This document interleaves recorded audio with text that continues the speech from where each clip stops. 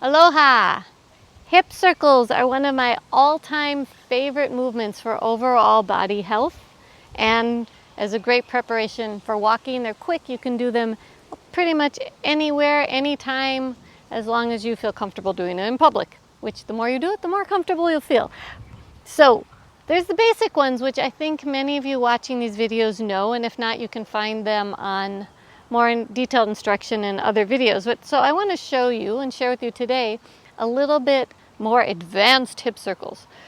Because when we walk, we're not always just walking the same, and we actually don't want to always walk the same. So we don't want to always have the same configuration of how the thigh bone moves in the hip socket. So you can play with it, and it's actually infinite, the number and different ways of hip circles. For example, you can externally rotate one leg and take that around and start the hip circle. And you may do, when you start doing this, you'll find certain areas in the hip joint that are not as used to moving.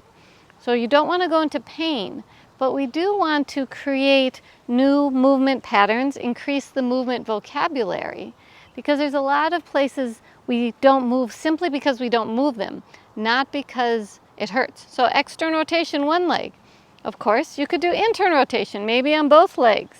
And you're going to find that some of these are easier than others. And as in classic hip circles, what we want to do is keep the spine long and really have a hinge forward. You might take one leg forward, one leg back. Again, you see how my spine is hinging. And then when I come around here, I feel like, oh, this area is a little bit harder to access, so I'm going to spend a little more time going in and out of that area. There we go. Now it smooths up a little bit.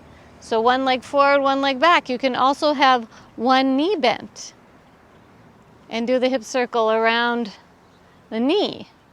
It's a little different than a pelvic circle, and you notice it's a little harder. It requires some balance, and when you do this, you might find that the other knee begins to bend.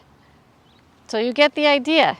Different levels of rotation, different levels of angles, foot forward, back. You can combine both. Have one leg forward, one leg back with rotation of the thigh bone. So check it out. How many ways can you circle your hips? Enjoy the exploration. Aloha.